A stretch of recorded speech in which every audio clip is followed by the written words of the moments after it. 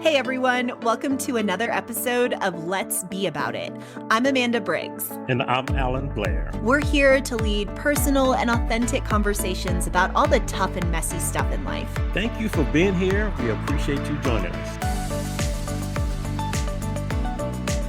Welcome back to another episode, everyone. Thanks for joining us. We're excited to be here. This is a very important and special episode for us. It's a very important and special month. April is Sexual Assault Awareness Month, and that's a topic Alan and I are so passionate about. And so this, again, warnings ahead of time, we are going to be talking about sexual assault and trauma and sharing appropriate details about our pasts. We're not going to go super in depth in anything gruesome, so don't worry about that. We do want this to be a comfortable listening experience, particularly for those of you who have experienced sexual trauma. We get it. I get it personally. I have so been there where, I just hated any time anyone brought up sexual assault awareness in events like at school or work. When I was younger, before I had healed and really processed the trauma I went through, I would just shut down and get so nervous and think like, oh, everyone here is somehow going to know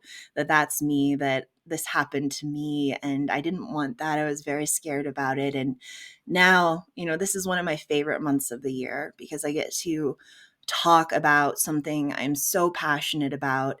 And people actually do take time to prioritize that this month. And I'm so grateful for that as a survivor, as an advocate. I love that I live in a society where we do talk about these hard things. And so just please know if that's you, where this is still a tough subject, thanks for being here. We're going to handle it with care. And we appreciate you just taking time to invest in this topic. And Sexual Assault Awareness Month is something that I've been aware of since approximately 2005, when I officially started working in this capacity, working with survivors when I was in the military. Before then, I had experience working with survivors, but wasn't truly aware of Sexual Assault Awareness Month, or, better yet known as SAAM. But having worked in this field for so many years, and at this juncture in my life, Sam is at this specific point, it's just so different for me. And it's so different to me for so many different reasons. Spent over 17 years working with survivors. And part of the population that I currently serve or work with are homeless young adults between the ages of 18 to 24. And the vast majority of that population that I see have experienced sexual assault. And just to see the devastation that has been caused is just that constant reminder of how many people have been impacted. And that's just one sector of society. So today, me and Amanda, we get the opportunity to really just share some of the things that are on our hearts, talking about some of our personal experiences. Amanda's gonna lead us off in a couple of weeks. You'll get a chance to hear an episode in which I'm able to talk about some of the things that are on my heart and some of the things that I've experienced personally. And I just want to share that story to just give people just a different understanding or a different look in which sometimes people don't see, or sometimes people, they just don't understand. Yeah, we have very different takes on the topic of sexual assault, and I think both perspectives are so valuable. So please do tune back in a couple weeks when we release Alan's story. It's important, it's impactful, it's poignant, and I think you'll learn a lot. And again, we're going to keep this casual. We want this to be like having coffee with friends. So we'll start off with my story, and then Alan, you get to go in 2 weeks. But my story really starts as a very young child. I grew up in a chaotic environment. My home had every form of abuse imaginable, but it was my older brother who sexually assaulted me through my childhood. And He's quite a bit older than I am. If you look at pictures of us from the period when he first started grooming me, before he even began assaulting me, people think he's my father in those photos. He's so much larger than he was so much larger than I was physically, but also older, more mentally developed, definitely old enough to know that what he was doing was wrong. But most importantly, he had the advantage of skilled manipulation of a much younger child. And so he did begin by grooming me for a good bit. I was very, very, very young at the time. I think like toddler years. And by the time I was about 5, he had moved on to assaulting my body. And he kept me quiet through a lot of threats. And he knew exactly, predators, this is what they're good at, right? Like they know how to push the right buttons to keep you quiet, to keep you compliant. And he would tell me he would kill me and cut me up with his knives. He'd tell me he'd hurt my other siblings. He made what he did to me like our combined shame. And he would bring me into it and tell me just how much trouble we'd be in if our parents found out what we were doing, even though there was no we involved. And I do want to touch on that for a moment because I've spoken with so many sexual assault survivors at this point. I've been doing this kind of work for about 17 years now, either full time or as a volunteer. And so I have a lot of data points from a lot of different survivors who have told me their experience going through that. And one of the ways that this can go is the victim really buys into it, and they they think what is happening to them is truly their fault, or maybe they enjoy parts of it and then they feel so guilty for that because on some level they think that it's wrong, or they believe that what's happening isn't correct, or maybe they're so young they just don't even know and it's normalized to them. And if that's you, if that resonates, you're so normal, it's so okay.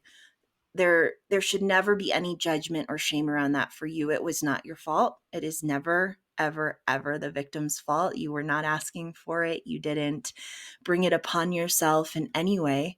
So please know that to the depth of your soul. On the other hand, my experience was immediate knowledge that this was wrong, this was not okay, and I was very young, again, when it started, but the first time he began grooming me, there was a red flag and all of the alarm bells went off, and I was like, "Okay, this is not right." I knew my parents wouldn't like it if they knew about it, but his threats against my life in particular were so effective. I just shut up and stayed quiet for years, and I fought him, sometimes physically, sometimes verbally. Sometimes I would try to break it down logically and reason him out of attacking me, which I look back on that and I'm like, go little me. I'm so proud of you, kid. Because I don't I'm not a child psychologist. I don't know what the developmental stages are necessarily in terms of like handling trauma and responding to that logically, but I am very proud of younger me for how much I did to take care of myself during that time, knowing that something was deeply wrong and that it shouldn't be happening to me, and that if adults knew, they wouldn't like it, and just all the ways I tried to protect myself during that time, and truly tried to protect my siblings as well. I didn't want him to hurt them either. And the toll that took on me, so I took all this responsibility on myself, and I didn't understand anatomy either. I didn't understand exactly what was going on from a bodily perspective, but it worried me, and I was concerned about illnesses, and I was concerned about my brother, and I grew up in a very, very strictly religious home. And so I would like think about, oh my gosh, he's sinning. Like, I think this is sin. And there are consequences for sin. And I was so worried about him. And so you take this tiny child and you just put this weight of responsibility for, illness and disease and sin and morality and trying to stay alive and protect siblings because you don't want them to be harmed or killed either.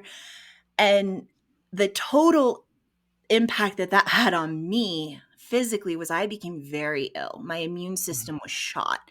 So I would get every kind of illness all the time. If someone said the word flu bug, I got it. If someone, sneezed, I got a cold. And it also got to the point where like I couldn't eat. I was so stressed, I would choke on anything. And my diet was reduced to yogurt and mashed potatoes and just soft things. And, I went to doctors a few times for that, and they just kind of ho hummed and, we don't know. You're just a kid. You'll be fine. You'll grow out of it. And no one asked. No one asked me ever that I can recall if something was happening at home, if I was safe, if I was being harmed in any way. I wouldn't have told them, though, I think, even if they had asked. I didn't. I didn't know how to handle that, and I was so scared of my brother. So, how that played out was eventually, a lot of time goes by, and this has been going on for a while. And one night in the middle of the night, my biological mother was up with me getting me medicine because I was sick again. And she was like, Amanda, what is going on? Like, what is up with you? Can you just tell me? And I didn't have the words, I didn't have the vocabulary. Again, very strictly religious home. We did not talk about sex. We did not talk about human sexuality. We did not talk about anatomy. I didn't even know the proper anatomical terms for my own body to describe what was happening to me. And I was still single digits at the time in terms of age. And so, with my very limited vocabulary around human sexuality and bodies, I did the best I could to explain what was going on. And I just remember being told, like, okay, I'm going to talk to your dad about it and, going back to sleep. And the next day, you're a little kid and your parents want to talk to you about like this very serious thing. You get scared out of your mind because I had been conditioned for years at that point to believe I was in trouble. Like I was part of the problem. This was my fault that it was happening. And so I get pulled into the home office to, have a very secret and secured conversation with my biological parents. And I remember my bio mom telling me like, all right, let's tell dad what you told me. And so again, I kind of stumbled through it the best I could. I don't remember much. I think I got a few hugs in that conversation at the end of it. I don't remember anything that told me like, "Hey, you're okay. This wasn't your fault. We love you. We care about you. We're going to protect you and take care of you." I just remember sternness and anger. And that that just made me feel worse. I remember just feeling sick to my stomach through that whole exchange and then walking out of that room and realizing the secret was now even bigger somehow. Like, even though it was out, now we had to like make sure the siblings didn't find out and no one else could know. And so a And little bit of Amanda, time. Yeah. one thing that I just want to say is that what you just described and the response that you received from your parents is absolutely horrible. And you just kind of talked a little bit about the impact. And as you were saying that, I was remembering the story that one male survivor was telling me about what happened to him, and he was talking about his female cousin. I think he was about 10 at the time, and he had this female cousin that was molesting, sexually assaulting him, and she was over the age of 18. And when he went and had the conversation first with his dad was happy. He was like, "Son, way to go. You getting started early." And, you Oh. know, and Oh. it was an absolutely horrible response because he Yes. felt and he knew that he had been wronged, and he did the right Mm, thing by going to mm, his parent, which was his dad. And the response that he got from his dad is it was something that he should have been proud of. The son should mm, have been proud of happening to him, as opposed to this wrong thing is happening and I'm coming to you for help. So that mm. response from parents is absolutely critical. And I'm sad to hear about how your parents responded in that situation. Yeah. And I do like, I probably seem casual talking about it because it's so normalized to me at this point that that is the truth of my history. I disagree with it vehemently. I think that they did a horrible job. And I'll get into more of that because, you can make the argument, oh, people don't know how to do that. They don't have resources. They don't, like, it's so hard, and they're not child psychologists or pediatricians. And well, you could love your kid. You could give them a Mm, hug. You could tell them it's okay to cry. You could cry with them. Um, you could not, well, here's the next part of the story. You'll love this even more.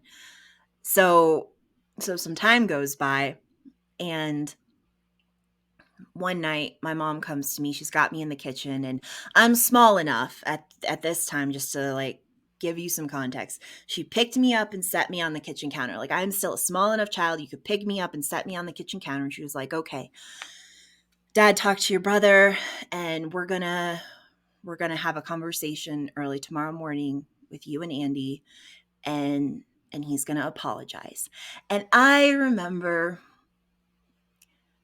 I love this part of myself because I've retained some optimism through all of this, and I've retained some belief in the goodness of people.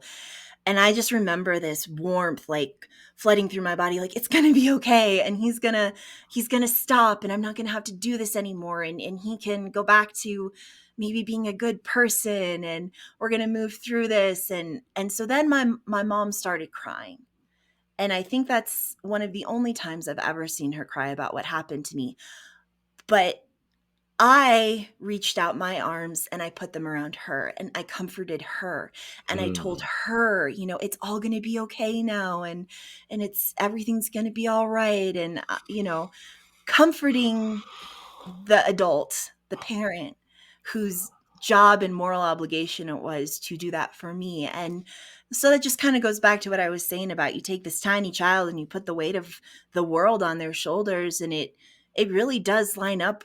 Like, that's why the statistics show that child sexual assault survivors are at such a higher risk for autoimmune disorders and other medical issues as they age, because your body absorbs this. Your body takes on all of this trauma and the weight of responsibility and the secrecy, and just the heaviness of it. And you grow up, and your brain is formed around carrying this impossible burden that you are not at all equipped. Like, your brain is so far away from being fully developed, and you don't have the emotional capacity to handle the chaos that is just coming at you a million miles an hour. But you do it somehow. You do it. And that's why survivors are so strong, because that's what we do. We take an impossible situation, and most of us end up helping everyone around us through it, when everyone around us should be helping us through it. So I hate how survivors get their strength, but they are such strong, amazing, and capable people. So the next morning we get up early before school. All the other siblings are still asleep in bed, and I remember, what I remember most about that morning is how cold I was, and I was shaking, and I think mostly from nerves. I mean, that's a terrifying situation to put a small child in. Like, here, sit down with the person who's been raping you and let's have a chat. And I sat there with my yellow floral comforter wrapped around me, just shivering, and listened while my biological father read a bunch of Bible verses, and then told Andy it was time to apologize to me. And he, got the words that he was sorry at, but he was like looking daggers at me. And then I remember the dread and like that ice in the pit of my stomach, that, okay, this was a mistake. He's going to try to kill me now. And he did. He did try to kill me next within a few days or weeks. It was not long. He attempted to strangle me. And something I learned recently is that if a perpetrator attempts to strangle you to death, or if they do any form of strangulation, you are 7 times more likely to be murdered by that individual. And that statistic just kind of stopped me in my tracks, and I had to think about it for like 2 whole days, going, wow, that increased the likelihood of my life ending by 7-fold. And so I survived that. I survived that attempt, and I told my parents about it. And they confronted my brother, and he threw a screaming fit calling me a liar. And they believed him. They told me that I was not telling the truth, and they did nothing to hold him accountable. They did nothing to protect me from further attacks. I was being attacked in my sleep sexually. I was being attacked even in my sleep, which that was a pretty gutsy move because I shared a bedroom with two of my sisters, and he would still assault me in my sleep. And my parents knew, like they had to, I'm trying to think of how to say this very carefully and delicately, but they found physical evidence of sexual torture on my tiny little child body, and they had to clean me up, and including blood, and they did nothing. So they knew. They were very, very well aware of what was happening to me, and they told me, I couldn't go to the doctor because then, the authorities would find out. And if I told the police, then, they told me that my whole family would be ripped apart and my siblings would be put in foster care where they could get hurt the way I was. And did I want that? And did I want to be the one who broke the family up? And so I had so much manipulation and of course, my brother, after the apology, after the strangulation, he just went right back to assaulting me. And it was more frequent, more violent. There were times, most of the time, I was raped multiple times a day. And so that's going on, and he's back to, like, I'm going to kill you if you talk about this, and he's already tried it. So I'm like, okay, I've got this angle of manipulation, and then I had the manipulation from my parents going, hey, if you tell the police, it will be your fault that the family gets ripped apart. If you tell your grandparents, if you tell your aunts and uncles, like, you can't tell anyone, you can't tell your friends. So then they started controlling me more. My access to friends was limited. If I had interactions with friends, they were usually supervised, and I became I became the problem. Like, they knew my brother wasn't going to speak up about it because he'd get in trouble. I was the problem because I was the wild card, and they didn't know if I was going to talk about it, and their huge concern was the family name, the family reputation. When I was younger, they phrased it as, the family will be broken apart. When I was older, like, I actually have an email from my father where he said he didn't tell anyone because he didn't want to smear the family name. So they very much picked their own ego over protecting me. So I never received medical care. I never received mental health care. And more time went by, my brother continues to assault me, and I just shut up, and I went dead inside and just kind of lived a very dissociated existence for a while longer. And my parents would sometimes ask me, is he still doing it? And I would just lie, because at that point I was like, well, he's already demonstrated that he was serious about killing me. So let's not take that risk again. And I don't know what happened inside me that made me do this, but one of the times, a long time later, I was asked, is he doing it again? And I just said yes. And the only thing I remember about that moment is how dead I felt inside. Like, it didn't even matter anymore. I'd already been suicidal for years at that point because I couldn't think of any other way to make it stop. Nothing else worked. Reason, logic, fighting, hiding, nothing else worked. And so I developed this mentality, like, well, it would just be better for me to be dead. And I got very, very close to following through on that many times. But, I said yes when they asked me if it was happening again. And they did the exact same thing. They got us up before school one day, sat us down at the exact same kitchen table.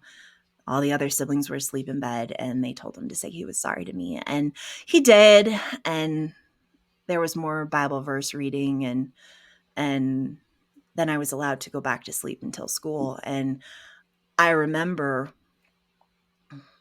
making one last attempt, like, guys, he really did try to strangle me. And I remember them just kind of like patting my shoulder, like, there. And I was sent back to bed and nothing else came of it. And they didn't really check in on me. They never really asked me like how I was doing with it. One time I remember I was getting ready for bed and my bio dad came into my room and was like, "Hey Amanda, just, everything that happened with Andy, if you ever need to talk about it, don't talk to your mom. It makes her cry, but you can talk to me about it." And I loved my dad. I know. I know. I know. Oh my gosh. I'm sure like as a father this is blowing your mind in terms of how could someone react like this. I don't have children, but it still blows my mind. Um, yeah, so he was like, "Don't talk to your mom, talk to me." And I really did love my dad, and I loved spending time with him. But you're a little girl, the last person who's been sexually assaulted by a male for years now. The last person you want to talk to about it is the male. And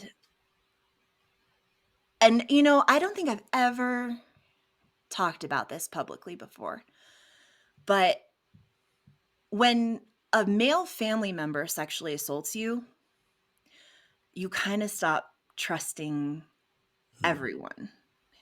For me, it was particularly every male. I didn't trust my grandparents. I didn't trust my uncles. I didn't trust my cousins. I didn't trust my other brothers. I probably trusted my dad more than any other male. But even him, I was like, I don't know. Anything can happen. So when that's the only person you are allowed to talk to, and I was a very obedient, good kid, so he said, "Don't talk to your mom." I didn't talk to her uh, until years went by. I was about 13 or 14 years old, and I, again, suicidal through all of this time. And I'd been good. I'd shut up and colored and towed family line. And there was an opportunity to volunteer at at church to help in the nursery.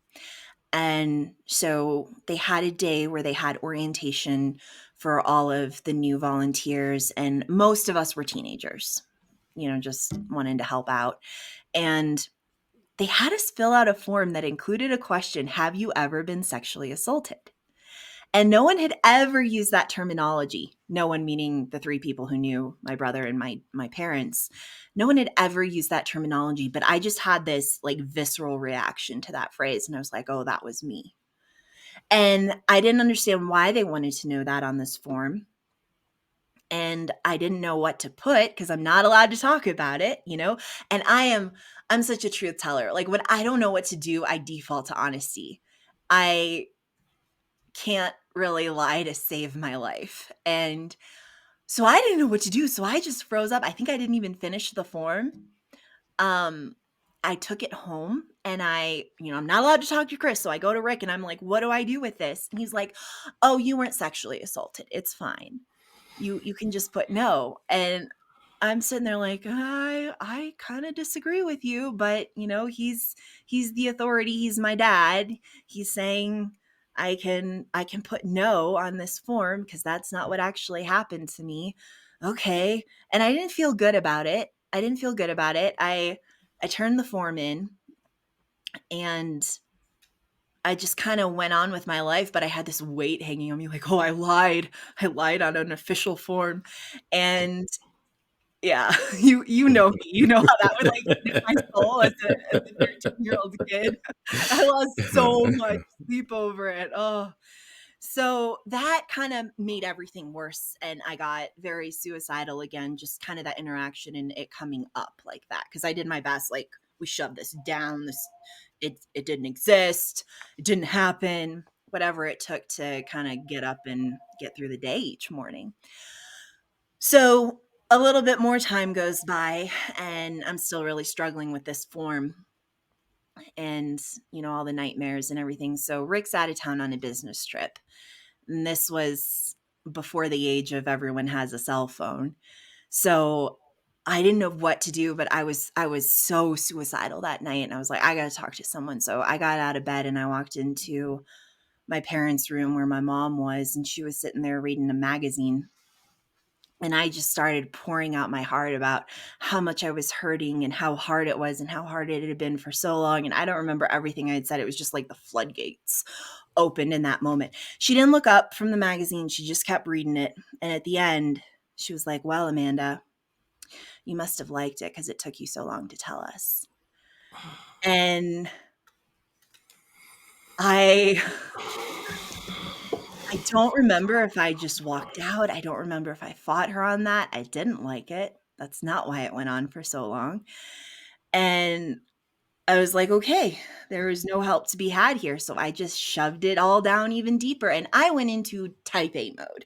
You know, overachiever. I did all the things, and my resume from high school is like, I don't know, typical trauma-driven overachiever. I did everything and I excelled at all of it, and I graduated from high school a year early and got accepted into college because I was just trying to get out of there at that point. I was like, "I gotta leave," because my brother continued to live in my parents' house until, like, kinda on and off. He would go away for times, but he had a bedroom there, I think until he was in his mid to late 20s. So, I had to continue living with my rapist for such a long time after the assault ended, which it eventually did, but so I was like, "I gotta get out of here. I gotta live somewhere else. This is killing me." So I got accepted into college and realized I didn't have enough money to go. So I started taking online classes and I worked a bajillion jobs and, typical overachiever stuff, and got myself to the point where I could go to I went one state away to a college and lived on campus, and I was there for a year just doing my normal type A, shove it all down, pretend it never happened, dissociate thing. And the second year of being away, and this is so typical for survivors, you finally get geographically removed from the perpetrator and you're like, "Okay, I have enough safety and space to do this," which is why it's so important for colleges to have a good understanding of healthy and helpful response to sexual assault. It's so important for the military because that's the same demographic.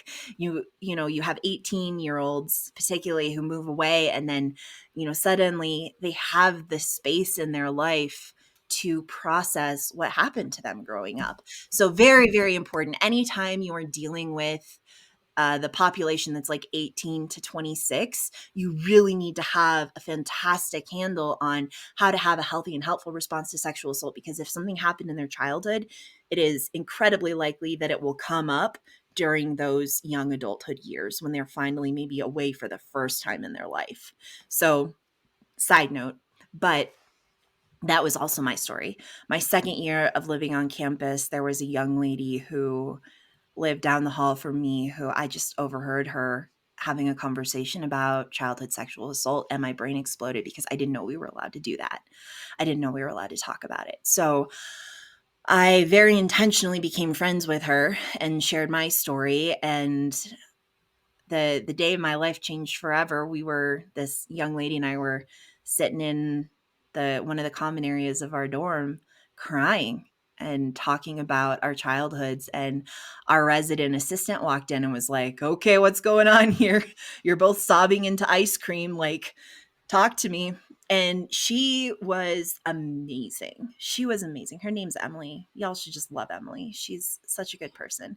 She took everything in stride and was like, "I'm here. I love you guys. We're going to get through this." And she knew everything, as a resident assistant, she was well versed in all of the options being offered to students for various and sundry issues. And she was like, they just started a group, a counseling group for women who have experienced sexual assault. They started 1 week ago, but I can still get you in. I'm going to get you the book. I'm going to walk you there, make sure you go. And I'm in this with you. I'll keep checking on you. And she did. She did all of that. We got the book. We read the first chapter, which was very, very, very hard when you're trying to be ambivalent and dissociative about your past.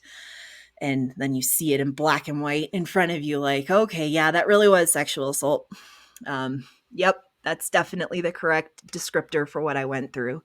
And so I went to this group, and it was just such a healing experience because I started realizing I wasn't alone. And as horrible as that is, to know that other people experience the same thing I did, it was just so healing to have community around it. And I learned so much from those women, and we would kind of take turns being brave. We'd sit there in this group, and the therapist who led it would be like, she'd do the thing and then she'd ask a question. We'd all just like, well, I'm not talking. Are you talking? You talk. I'm not talking. And, one of us would start talking and then we'd all start talking, which Alan, I know you mentioned in the last episode we released with group therapy, how that's such a powerful thing. When one person opens up, everyone learns and everyone kind of gets some courage from that to share their own story. So I got as far as recognizing what had been done to me and how poorly it had been handled. And then one of my core values is justice. So I started having some feelings about like, okay, I got to confront this because this is not okay and how it was handled is not okay. So I did so much prep work. Type A. I mean, I researched, I put together a whole dossier on how I was going to present this to my biological parents. I went home for spring break. I waited for the right moment. One of my brothers had a basketball tournament. So I was like, all right, we're going to wait till that's done and the stress of that is over. And I really did. I look back on that now and I'm like, good job, little me. Like, you tried really hard. And I sat my parents down and I was like, we're going to talk about this. We need to talk about this. I need to talk about this. And I need to start living in truth around this topic. And I read the thing I had prepared and they got so violently mad at me to the point that, the first thing out of my bio dad's mouth was, are you really going to bring this up and drag us through it again? And I was like, yep, I am. It's time. Mhm. And it took so much courage to have that conversation. I look back on how fragile I was at that time because it was so new for me to say the words. And I'm like, look at you go, kid. So much courage. Good job. You did the thing. And I persevered through all of their yelling at me that I needed to not talk about it and to stop and we weren't going to have this conversation until my father stormed out of the house and drove off in a car. And my bio mom grabbed me and was like, we got to go find him. So we get in the car and go speeding after him. And she's like, if he kills himself tonight, that's your fault. That's on your head. And I'm like, I had just started to learn that maybe this wasn't all my fault. And then she said that, and it devastated me. It crushed me. And it took some time for me to recognize that it, he didn't kill himself that night, but even if he had, it wouldn't have been my fault. Like he's an adult. He was responsible for his own actions. He had the autonomy to go seek care, to seek help, to get support around this, guidance, mentorship, something for years and years and years and years, and he never chose to do that. Neither of my parents did. So that started the rift where they went from, okay, I'd already been the black sheep for, from the moment they found out about it when I was a kid. I'd been the family black sheep because I was the wild card. They didn't know if I was going to start talking about it. Well, now I'd started talking about it. So I was even more of a black sheep. And then they, all of the normal stuff that you'd expect started rolling in like, well, we can't allow you to have as much access to your younger siblings because you'll set a bad example for them and, all this stuff. And I had done everything. I have 3 younger brothers and a younger sister. And I basically butchered my relationship with my parents over trying to protect my younger sister because they knew what my brother did and they allowed him uninhibited access to her and called her like his special little sister and like all this super creepy stuff when you stop and think about it, especially since they knew he was a child predator. And he would come back from work trips and they'd have her all decked out in like a cute little outfit with a sign for him at the airport, and I would just like lose my mind. They would let him take her, put her in a vehicle and drive off, and I would yell at them until I lost my voice about that. And because I'm 10 years older than that sister, so I was older by the time this was happening, and I knew my brother, and I knew what he was capable of, and they knew what he was capable of, and I could not believe they would allow him access. And then he was allowed through the church and stuff to have uninhibited access to a bunch of other children, even though my parents knew. Like, they would set him up for those opportunities to go, they would empower him to go off and do this through the church, and no one knew. And at least as far as I'm aware, no one knew that he was a child predator. So yeah, I'd already kind of wrecked my relationship with them trying to protect my little sister. And then I came out and I was like, now I'm talking about this and I'm in therapy for it. And they hated that. And the one thing they had was I could not afford, was broke college student. I could not afford my own health insurance. So I was on their health insurance and I was sick because trauma from childhood. I did have some medical issues that ended up being PTSD. I'll get to that in a minute, but they they would use their health insurance to manipulate me. So they find out I'm in therapy and they're like, if you do not leave that group, we're taking your health insurance. And also you have to go back into that group one more time and you have to tell them that you've decided that, you were really wrong and disrespectful, thinking that we had done anything wrong, the parents had done anything wrong, and you need to apologize to them for like smearing our names and all of this stuff, or we'll yank your health insurance. I didn't know what to do. So I I sat there and thought about it and went back to school after spring break and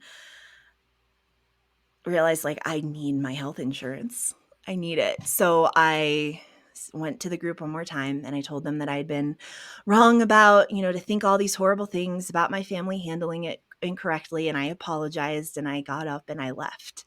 And the faces on all those women as I did that, like, they were dumbfounded because I had made so much progress. And I'm when I do something, I do it 175%. So I was one of the people kind of leading the charge in that group. I was one of the people who opened up and shared and encouraged other people to open up. And I was someone who was very supportive when other people were having rough days, and I would spend time with them and just be a safe space for them. And I was the one who pieced out.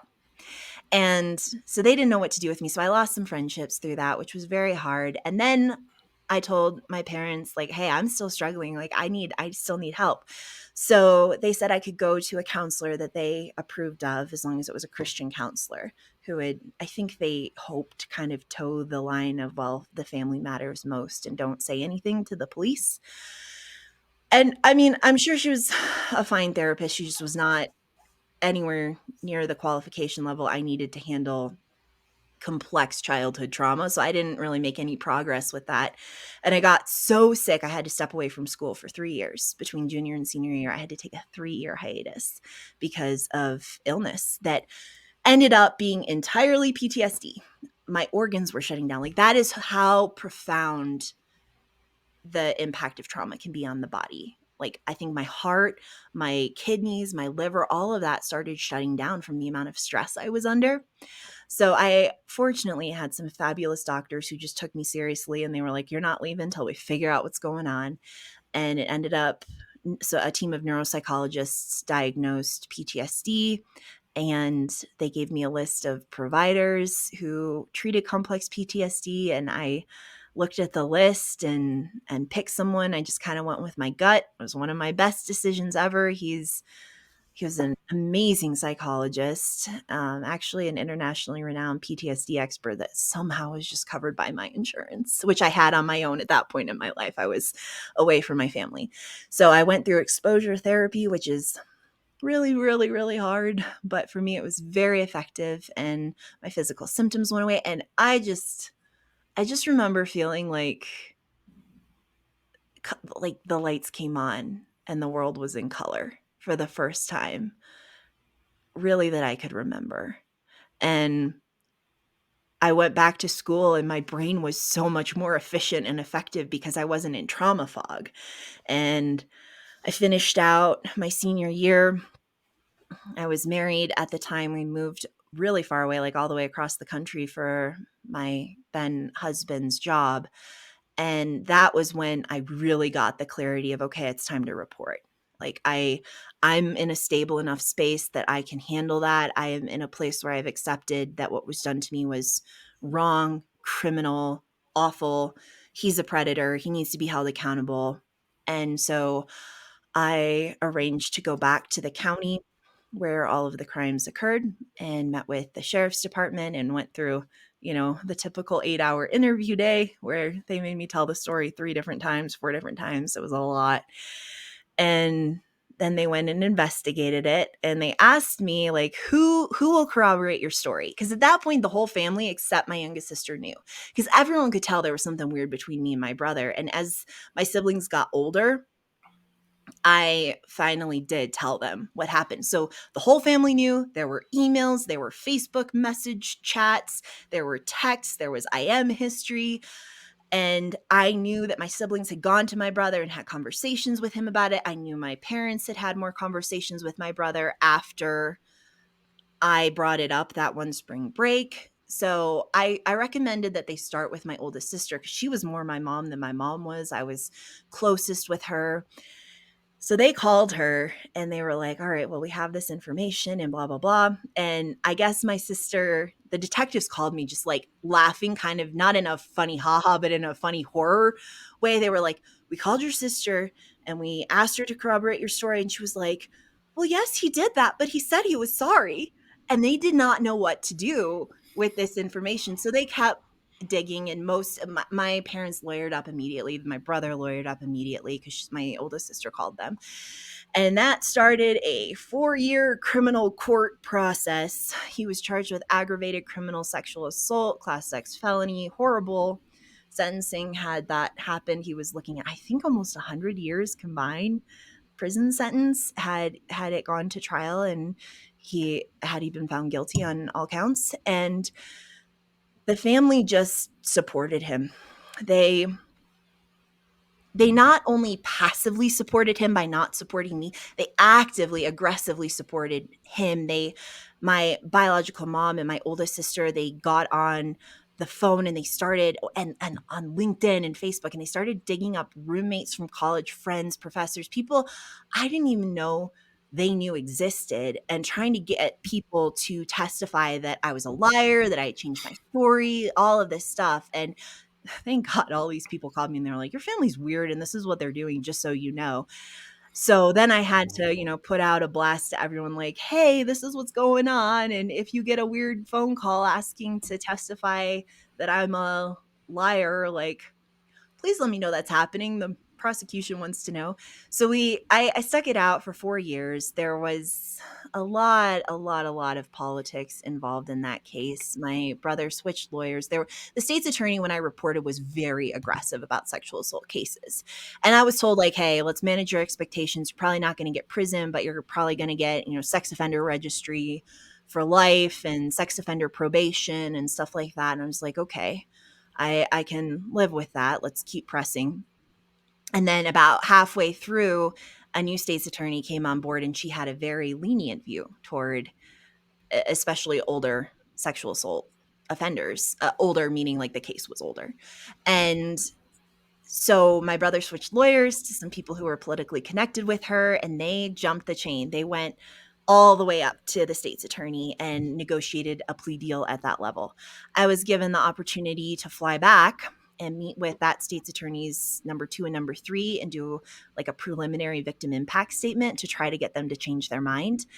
So I did that, and they maintained that they were going to knock it down to misdemeanor battery, and he was going to plead out with just 2 years of standard probation, no sex offender registry. In the meantime, he failed a polygraph where the one question was on the question he failed was ongoing sexual attraction to children.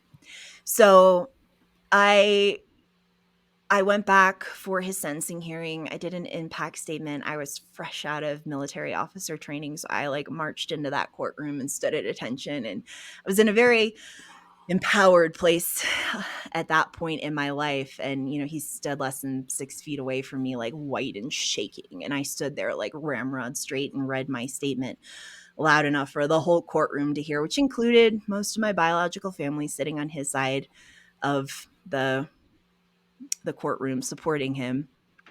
And The last time I saw most of them, they were celebrating in the lobby of the court because he got away with it. And yeah, there's so much. For time's sake, Alan, you tell me, keep going or stop here. Hey, Amanda, we've got to keep going. There's no way we can stop. Okay, well, buckle up, folks. It gets better. So I was devastated by that outcome. I was absolutely devastated. It was excruciating to go through 4 years of hurry up and wait with the legal system because it was continuance after continuance and everything that shifted with the state's attorney and how they ended up prosecuting the case. That was brutal. So I left the courthouse and I had my adoptive parents, which I'm sure we'll talk about them in an episode someday. And then my ex-husband and his parents and sister, like they were my support group. And so they took me, they just like whisked me out of there. We got out of there. We went somewhere we could debrief. I I think I slept for like 2 days after that. I don't even remember much of it. It was just so draining to go through that experience. As empowering as it was also very draining. And then I had to go to my first military assignment. Like I got a little leave of absence to go deal with this. They call it permissive TDY, where you're allowed to go on official military orders to take care of official business. And then I had to get to my first duty station and start training for my job. And my head was spinning through that whole time. And I wasn't dissociative the way I was when I was younger, but it was still just such a difficult time. And and then the texts started coming in. I started, my brothers, my three younger brothers, all reached out to me in various pretty unhealthy ways, especially two of them. One of them went as far as to say that if I had been telling the truth, my brother would have gone to prison. So I obviously wasn't telling the truth. And I didn't really engage much. I think I don't know. I'd have to go back and look at it, but I kind of said like, "Hey, I'm not having this conversation. Like I don't have to prove it to you. The state's attorney wouldn't have picked up the case if I hadn't been a credible witness." That's how the legal system works.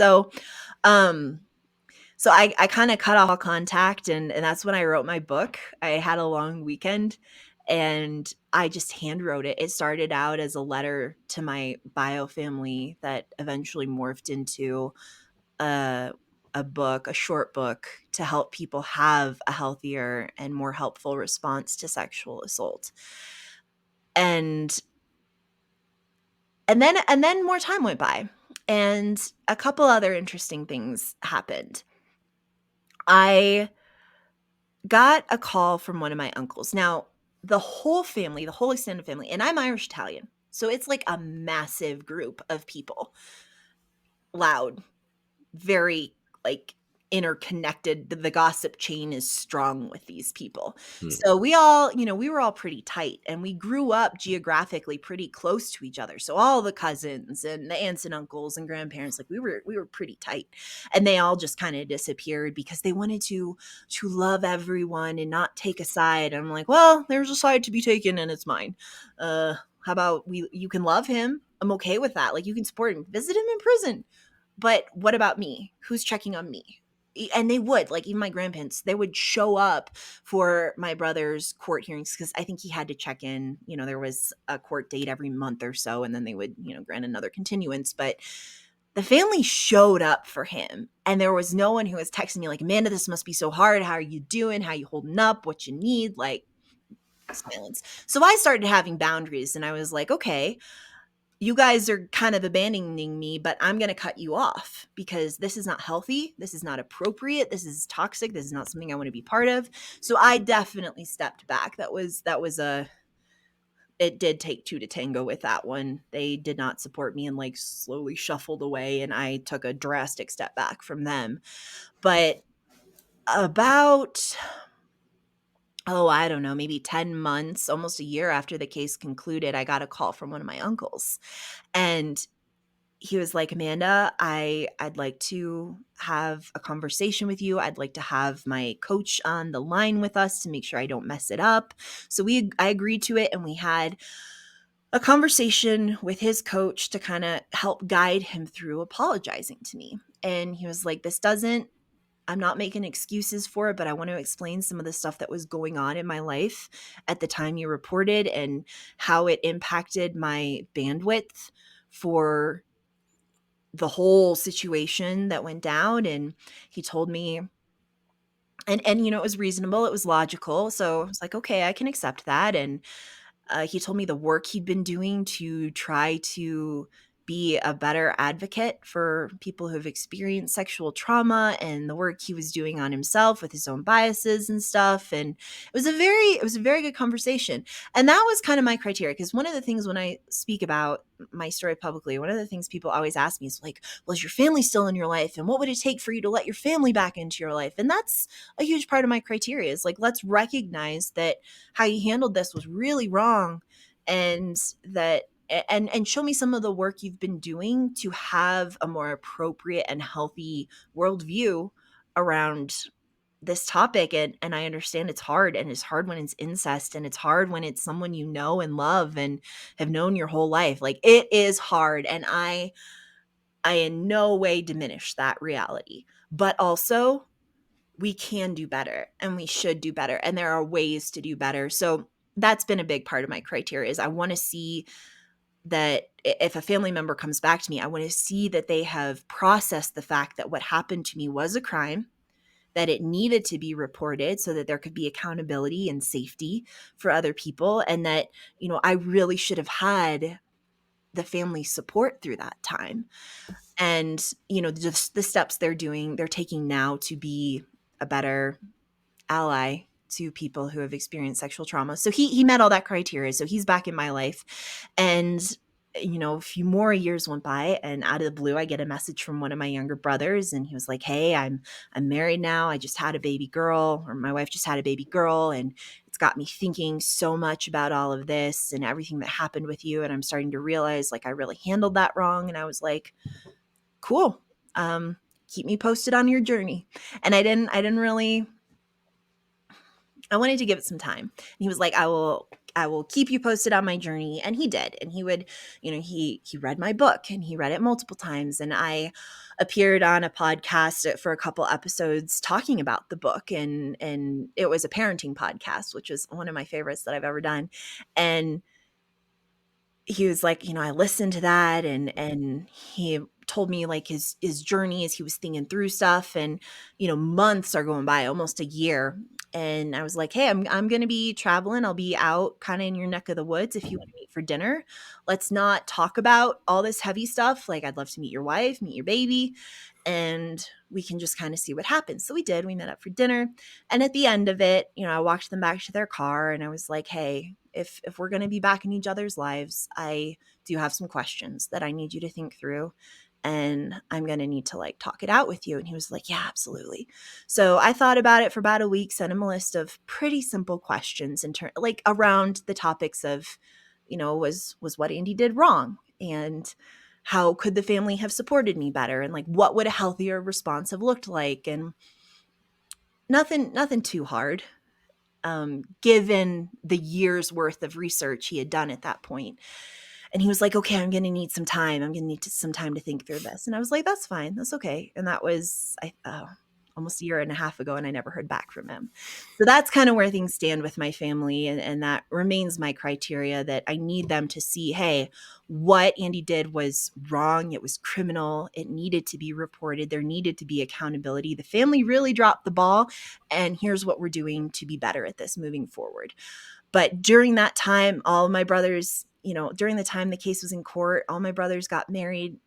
Andy stood up in all of their weddings. Like, he continues to be a very prominent feature in the family. And as far as I know, there was never any family accountability for him. I just got ejected from the clan. And that's so I've built my own family of choice now. And that's Probably the most thorough answer I've ever given to the question, what about your family? But this seems like an okay time and place to get into that. And And and yeah. Amanda, so how did you? Because as you were telling your story, you talked about times in which you tried to use your voice, but Mhm. you were shut down in a major way every single time that you tried to use your voice. I mean, the Yeah. response was that much worse because you said something. You made an outcry or told someone expecting some sort of help, some type of positive help, Yeah. but it came back.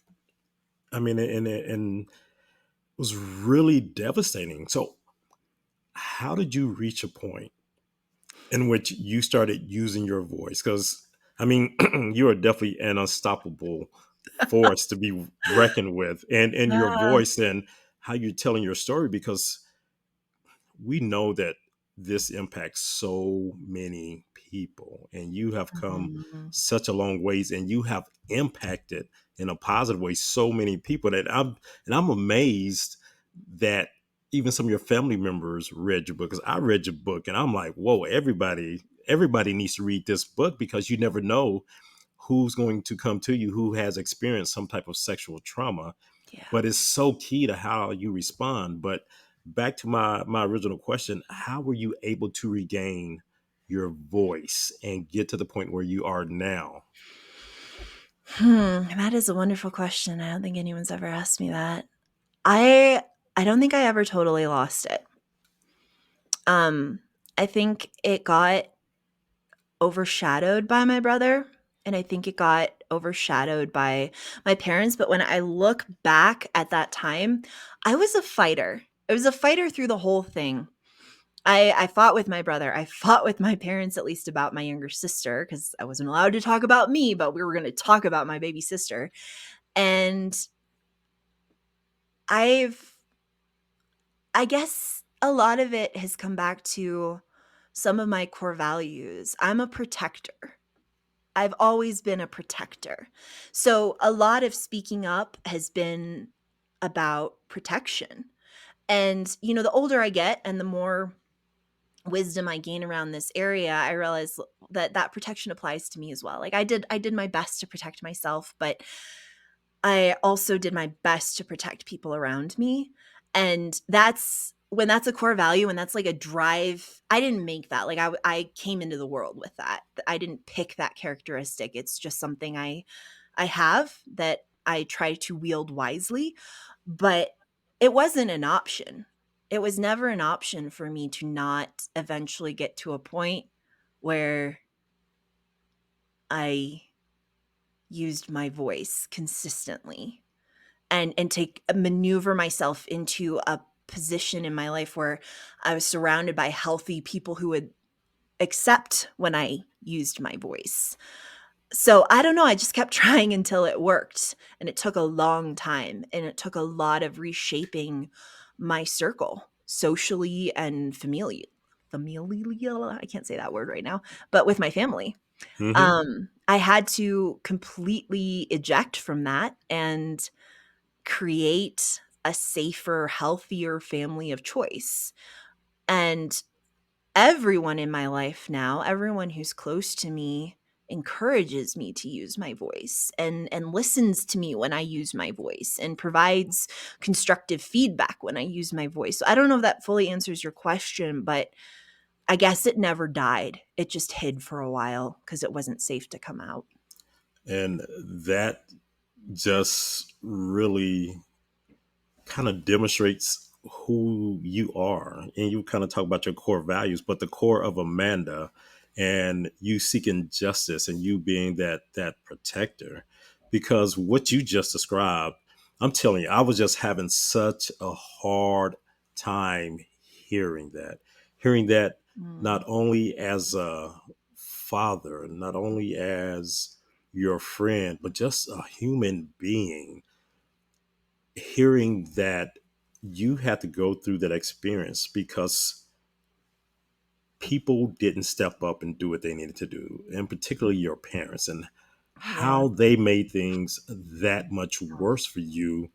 But Mhm. man, you didn't let that stop you from being who you are. But the things that you had to go through, you should not have had to go through. And that's just hard to hear. And I am so thankful that you are willing to share your story so Mhm. people can understand, one, these terrible things are happening.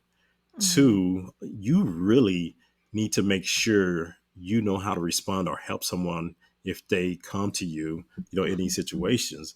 But three, I mean, there is hope. There's hope that Yes. things are going to get better. There's hope that you Mhm. can get to a place that you will be able to overcome. But man, get to the place and possibly you can use your voice to help others. And that's exactly what you're doing. And that's exactly what you've been doing for so many years now. So I'm just so excited to be doing this podcast with you. And as hard as it is for me to hear these things, I know that the impact that it's making in a Mhm. positive way. So I'm so thankful for that, Amanda. Well, there's freedom in truth. I think that's one of the biggest things I've learned. And that truth doesn't mean you have to get on the interwebs and tell your story on YouTube or Spotify. Truth can just be inside you, knowing that what happened to you was wrong and that it was not your fault and that it doesn't define you and you're not damaged goods and you're not unlovable. Truth can just be something that resonates inside you that is only yours, and it can be sharing your story, and both are equally valid. And so I think one of the things I'm so grateful for is that I have healed to the point where the truth, the phrase, the truth sets you free, like the truth did set me free. And it started out just internal, like I discussed, just coming to terms with it within myself. And then eventually morphed into telling my story, which is so ironic to me because, especially as a teenager, I mean, my heartbeat was, I will never talk about this. I will never say these words out loud. And the joke's on me, but I love what I do, and I love using this story to connect with other people who have been impacted in some way, shape, or form by sexual assault and the trauma of it. And I guess the biggest message I always have when I share my story is that healing is it's not a pipe dream. It can be reality, and it's a lot of painful work. It is. I will never sugarcoat that. The therapy to recover from sexual assault is not fun. It's just not, but it is so worth it, and there's so much happiness. Like, I live my life now in complete, I guess the right word is peace around this topic. I can think about what my brother did. I can speak about it. I can write a book about it. I can get up in front of a bajillion strangers for a speaking engagement and talk about it, and it does not harm me in any way.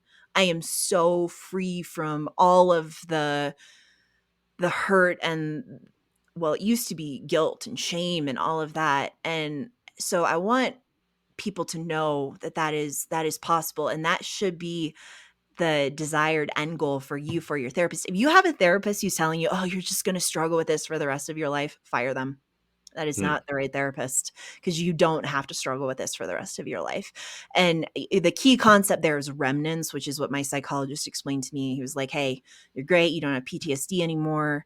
Just know, like, if you have a nightmare or you have a flashback or you smell something and it makes you remember a bad memory, it's okay. You're not regressing and you're healing. You're just having a little remnant. It'll go away." And they do. I still get them sometimes, but they're flashes. Maybe 10, 12 years ago, they would have lasted a day or two, and then my system kind of would regulate and it would clear. But now it's like seconds, and that's not to say it doesn't make me sad. Do I wish that was my story? No. No. I wish I had had a happy, normal childhood, whatever normal is, with parents who loved me unconditionally and, chose to protect me instead of themselves. But I'm okay. And I'm sad. I'm sad that I don't have my family of origin. anymore. I mean, not more like the idea. I'm sad that about the idea of them. As the Mhm. individuals, I'm not sad that they're not in my life because I don't think they're very good people, but I'm sad about the idea of it. You expect to grow up with these people and, be an aunt to your siblings' kiddos and stuff like that. And I don't have that. Like that's gone from my life. And that's okay. Because I'm in a safe and healthy place now. But I just gosh, 20 years ago, if you had told me I could achieve this level of healing around this stuff, I would have laughed in your face and probably walked away. And so if you feel like that, if that's you right now, it's okay. You can laugh in my face and walk away. Like I get it. I've so been there. But please do know, like this is sexual assault is not a life sentence. You can heal, you can thrive, you can be happy. I have a happy, fulfilled life. I am married to someone I love and who loves me very much. And, I work through all my I'm damaged goods stuff around worthiness in a relationship and all of that. And you can heal. And it can be something that's just a fact, a chronological fact of your history, but in no way defines you and in no way holds you back. And Amanda, just like what you said earlier, the truth shall set you free. And sometimes the truth also sets others free. And Mhm. just like, you know, when I get an opportunity to kind of share, my personal story, Yeah. it was something that kind of kept to myself for for about a decade, actually over a Yeah. decade. Yeah. And it's something that I always had a desire to share because and me being at a point in which I was comfortable and even in my situation healed enough to be able to share the story. But I Mhm. know by me sharing that story, it doesn't only help me, but it helps others. Yes. And I'm at a point in which I can. And just Mhm. like you had mentioned, Amanda, sometimes it's not about us getting to the point being healed and we've got to get on, any of these different platforms and share their story. That may not be what's Mhm. needed for you, but for those of us who can, I think that it does help others as well as sometimes helping ourselves. So Mhm. I'm looking forward to sharing that Yeah. story, and Thank with you. the hopes that it will help someone. Com- Mhm. just like your story, I'm still amazed. I still get upset. I still want to fight, and at the end of the day, I just want to give you a big hug and just tell you how Yeah. proud I am of you for Thank you. where you've come and just the impact that you're making. So thank you, Thank Amanda. you. Well, in closing, let's say the two big takeaways from today are if you are a survivor of sexual assault, healing is possible. Don't stop till you get there. It's great over here. And I know it's hard and I know it's awful, but keep pressing, keep doing the therapy, keep doing the work, keep cutting the toxic people out of your life and filling your life with safe, healthy people who support you. And for everyone else, never underestimate the power of your response when someone discloses sexual assault. If you have an accusatory or judgmental response, you can set them so far back in their healing, like my mother did when she said that I must have liked it because it took so long, or when I told my older sisters and they were like, "Oh, Amanda, it wasn't that bad." Like that really has an impact, and it sets survivors back. Whereas if you have a healthy, compassionate, empathetic response, you can just massively propel someone forward in their healing journey. So if you remember nothing else from this, remember those two things, and we can't wait to see you again in a few weeks with Alan's story. Take care. Thanks so much for spending your time with us today. Please remember to like, share, subscribe, leave a comment, leave a review. You know the drill. Until next time, let's not just talk about it, let's be about it.